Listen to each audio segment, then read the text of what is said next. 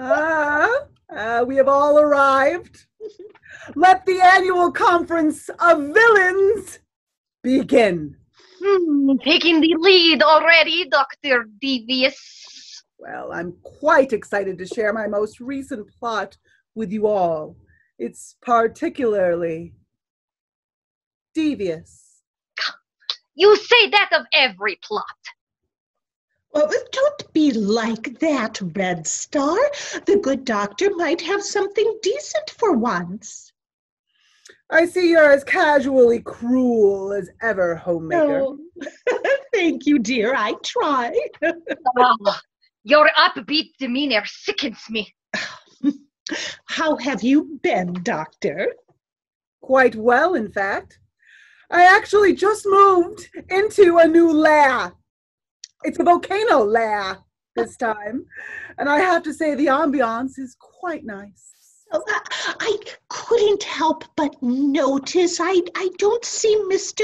Mittens. Where is the little darling? Oh, he wandered off 3 days ago to explore the new lair, and I haven't seen him since. He's probably fine. There are a lot of corridors in this place I haven't mapped out yet.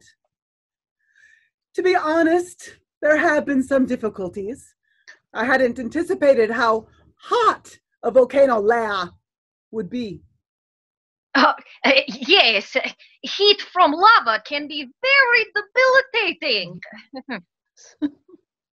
There's also a chance that the lava is leaking into my new torture chamber, but I'm too scared to check. Oh, how awful. Well, if you need any help with the decor, you know where to find me. I will keep that in mind. I do not have time for these foolish pleasantries. Let us begin our discussion. You're quite right, Red Star. Let me show you what I've been working on. No doubt the two of you have seen one of these before. I'm sure you have dozens, perhaps hundreds, lying about your own homes. Layers around your own layers. I do not know what that is. I have spent the last several months building tiny robots that are identical to these precious little darlings. I've slowly been swapping out the ones in people's homes for my own doctored robots. And when the time comes, all I will need to do is send out the radio signal. And then all my little robots will activate. I will have complete control over every household in the country. Brilliant. It is a dumb idea. What will the little robots do? Well, I don't know. They could all redecorate. That way everyone in the country would have a home as lovely and as stylish as mine. Oh, but then maybe my home wouldn't be as stylish in comparison, so they could maybe, oh, I know, I could steal everyone's figurines, but, oh, I guess I've done that already. Well, I could, there's the, as soon as I finish figuring out my objectives, I'll be in the position to create some real evil. Of course. Let us know when that is. To be honest, I have nothing prepared. I had a giant rocket to hold the world hostage, but it was blown up. And I had a giant robot to wreak havoc, but it was blown up. I had giant plan to steal giant diamond from atop a giant skyscraper, so I stole plans to Giant Vault and Giant Skyscraper, but someone stole plans back. So now I have no plans for Giant Skyscraper and Giant Vault hiding Giant Diamond, and now no Giant plan. I needed a GPS to navigate that sentence. How awful. Are you having difficulties with the local superheroes? No, I am having trouble with local wildlife. Oh, next time I will have to try something old school. Let me introduce you to my friend, something old school. If this doesn't work, I will maybe try train. Right.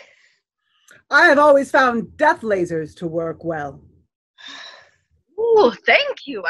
I will keep that in mind. That makes it my turn. Now, you may have noticed my new little friend here. I believe the subject has come up. This little guy is one of my new genetic experiments. He's a smaller version. I have several more who are 3 times the size of a human and excrete a slime that will kill anyone who comes in contact with it. Whoa, you plan to release into cities to hold world hostage? Not quite. You see, these creatures are being used to patrol my new space station, which I have built with a giant death laser on it. I'm still working on the name of the station, though. Oh, Death Moon. I don't think that's quite right. Regardless, I plan to use this station to blow up the moon! And then you use laser to hold world hostage! Yes, and no. You see, blowing up the moon will have a debilitating effect on the tide. Also, the seasons and length of day, and possibly other things that could cause people to panic and civilization as we know it to collapse. But I have created a second ray on the station which will control the tide. People will need to pay me in order to have the tide act like it normally should. I will be rich. Oh, that's genius. But how would you stop the heroes from just blowing it up? Oh, that's the most brilliant part. I've contacted a poor reporter who I will shoot up to the station. He'll be given a chemical bath immediately so the little creatures will stay away from him. He'll report on everything up on the station and will never be able to return to Earth. So he'll be stuck on the station as a hostage and communicate all my demands. And the heroes, they'll never be able to stop the station without either hurting him or being killed by one of my little pets. It is a complicated but sensible idea. Oh, of course. I assume you've already picked out the reporter. Oh, yes. There's a reporter at one of the papers we all know of. Kent Clarkson. It'll be nice to see him forced to write about something other than heroes for a change. I can see why you were excited to brag about it. I see no possible way that this could go wrong. Yes, it is genius. Which is why I'm afraid I can't stay to chat much longer. Oh, how disappointing. I was going to see if I could give you some decorating tips from here. Mail me. I definitely probably maybe won't throw it directly in the lava pit. I unfortunately too must be going.